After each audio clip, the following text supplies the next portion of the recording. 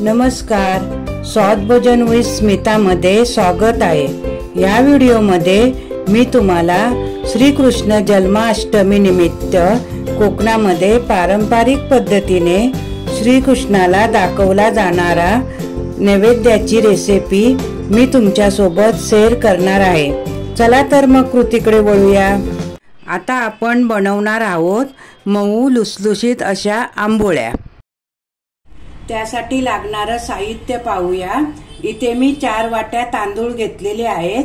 तांदूळ स्वच्छ धुवून 4 ते 5 तास मी भिजत ठेवलेले आहेत।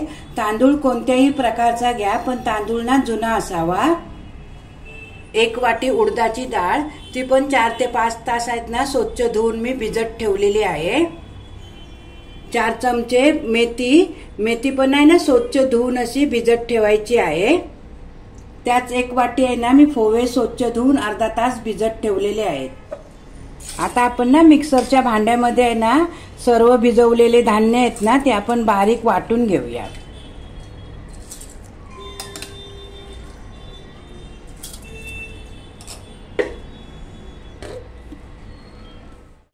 आता हे आपलं बारीक असं वाटून झालेलं आहे। एकदम बारीक असं वाटायचं आहे। आता आपण हे एका पातेल्यामध्ये ओतून घेऊया। पातेला आहे आपण मोठं घ्यायचं आहे आणि पाणी कमीच घालायचं आहे। आता आपले तांदूळ सर्व वाटून झालेले आहेत। आता आपण उडदाची डाळ वाटून घेऊया। उडदाच्या डाळीमध्येच आपण मेथी सुद्धा टाकणार आहे।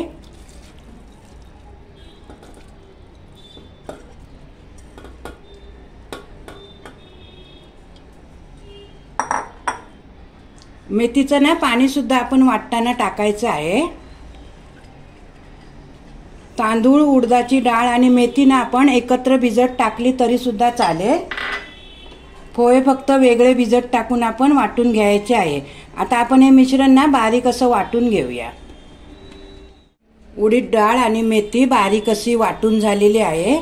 आता आपण ही पातेल्यात ओतून घेऊया।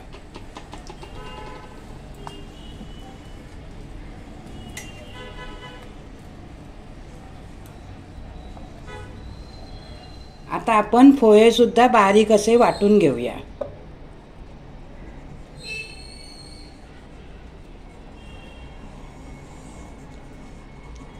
पोहे वाटताना आहे थोडंसं आपण पाणी घालायचं आहे।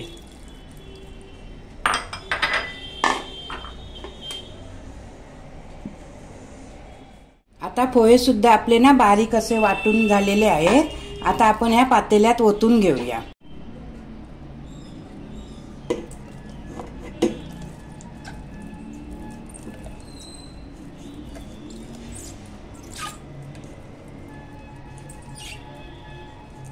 आता आपण हे मिश्रण आहे असं व्यवस्थित फेटून घेऊया। 10 मिनिटं तरी असं फेटायचं आहे, व्यवस्थित मिक्स व्हायला पाहिजे।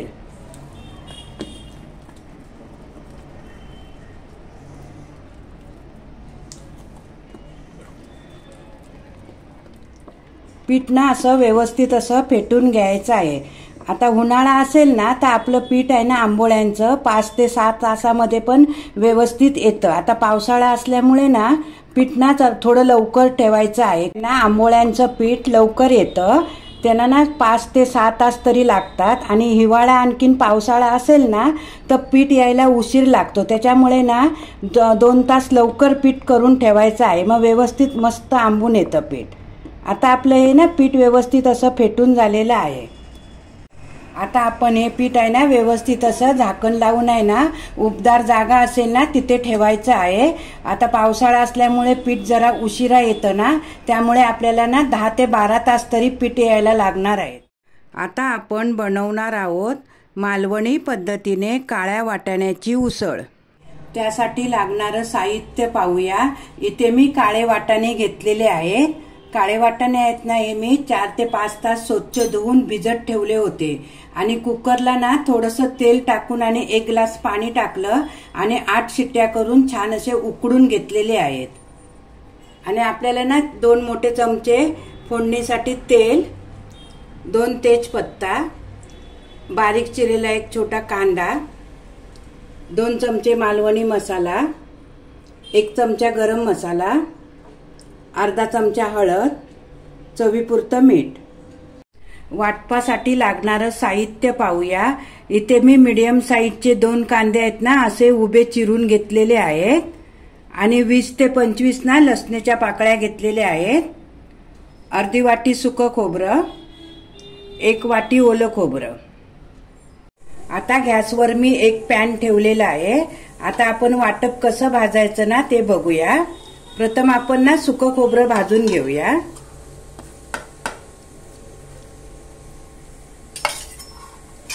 गॅस ना मंद ठेवायची आहे कारण सुकं खोबरं आहे ना लगेच असतं करपतं. त्यासाठी आहे ना गॅस एकदम कमी ठेवायची आहे आणि ना सतत ढवळत राहायचं आहे. खोबरं छान असं भाजून झालेलं आहे.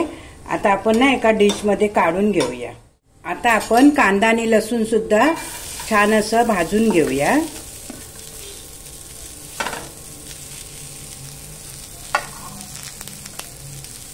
दोन चमचे तेल टाकूया.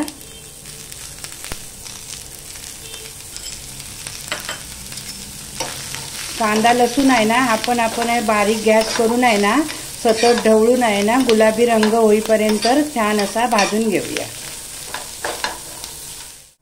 आता आपला कांदा आणि लसूण ना भाजून झालेले आहे. आता आपण यात ना ओलं खोबरं टाकून घेऊया.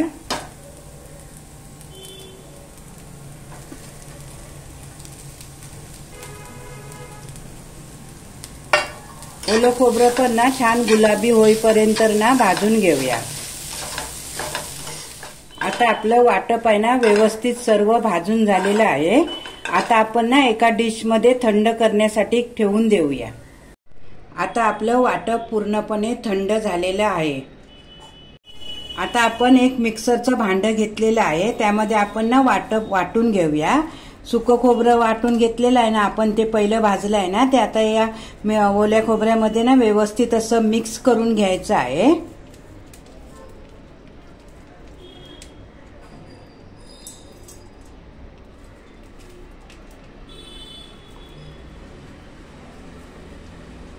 यात आपण ना थोडं पाणी टाकून घ्यायचं आहे आणि बारीक असं वाटून घेऊया.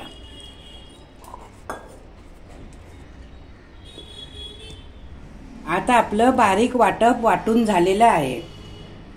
तुम्हाला जर वाटप वाटून ठेवायचं असेल ना तर असं वाटून घेतल्यानंतर ना स्टीलच्या डब्यामध्ये ठेवायचं आहे आणि थोडंसं ना मीठ टाकायचं आहे आणि फ्रीजमध्ये ठेवायचं आहे. आपल्याला जेव्हा भाजी करायला लागेल ना तेव्हा आपण थोडं वाटप काढून घेऊन भाजी लगेच करू शकतो. आता गॅसवर मी एक भांडं ठेवलेलं आहे. ते भांडं ना छान असं तापलेलं आहे. आता आपण ना त्यात तेल टाकून घेऊया. तेल चांगलं ना गरम करून घ्यायचं आहे. तेल आता तापलेलं आहे. त्यात आपण तेजपत्ता टाकून घेऊया आणि बारीक चिरलेला कांदा पण टाकूया.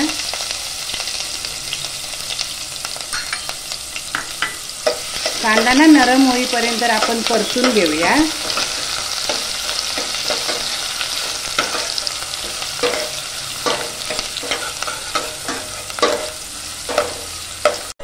कांदा छान नरम झालेला आहे. आता आपण यात ना हळद टाकून घेऊया. हळद पण ना अशी तेलावरती परतून घेऊया.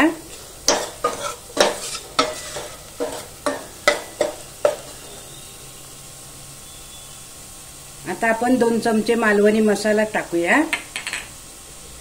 1 चमचा गरम मसाला.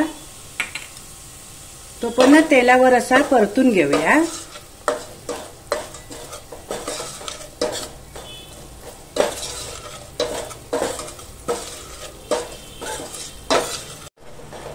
मसाला परतून झालेला आहे. आता आपण ना यात वाटप टाकूया.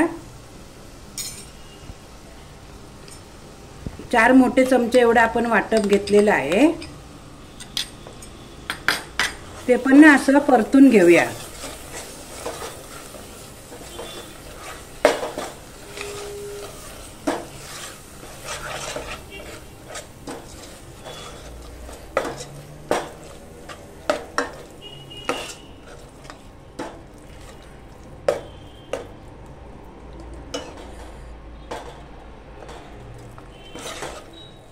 आता आपला मसाला आहे ना तेल सुटेपर्यंत ना परतून झालेला आहे. आता आपण यात काळे वाटाणे टाकून घेऊया।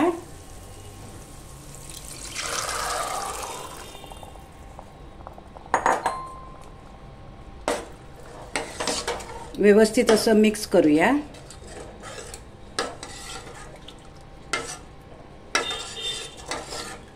यात आपण थोडंसं पाणी टाकून घेऊया।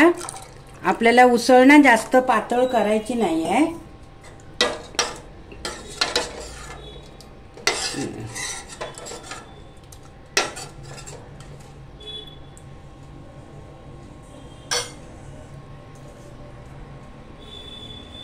चवीपुरतं मीठ टाकूया।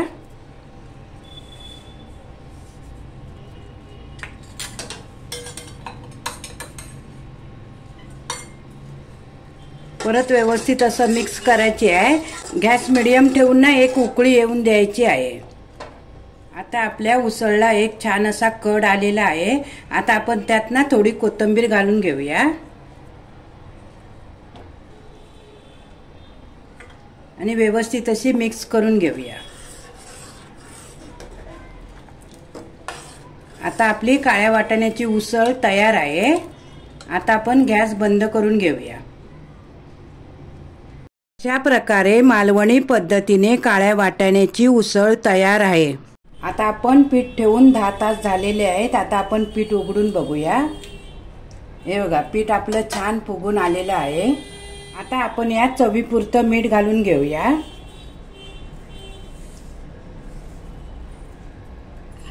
आणि चमच्याने ना असं थोडंसं असं मिक्स करून घेऊया। हे बघा, छान फुगून पीठ आलंय।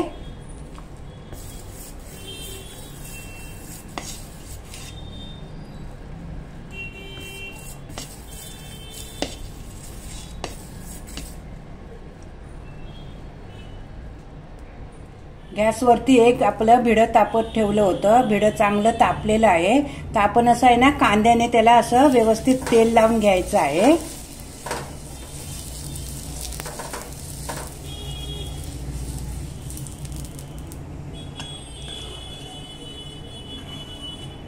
तेल लावून झालं ना की हे बॅटर आहे ना ते आपण असं टाकायचं आहे आणि थोडं असं ना फिरवून घ्यायचं आहे। जास्त पातळ पण टाकायचं नाहीये आणि अर्धा चमचा तेल ना असं बाजूने सोडायचं आहे। एका बाजूने सेकेपर्यंत ना आपण झाकण लावून ठेवून देऊया। 2 मिनिटं झालेली आहेत। आपण झाकण उघडून बघूया। आपली आंबोळी ना एक साइडने चांगली खरपूस अशी सेकून झालेली आहे। आता आपण पलटून घेऊया। ह्या पण बाजूने आहे ना 2 मिनिटं अशी छान सेकून घेऊया। आता पोळी दोन्ही बाजूने छान अशी सेकून झालेली आहे। आता आपण ना काढून घेऊया।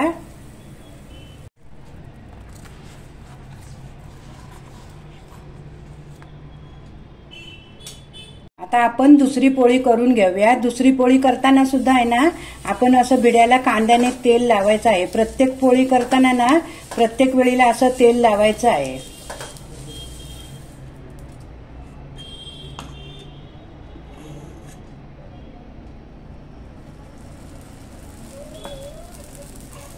आपल्याला केवढ्या लहान मोठ्या आकाराच्या हव्या ना त्या आपण पोळ्या करायच्या आहेत।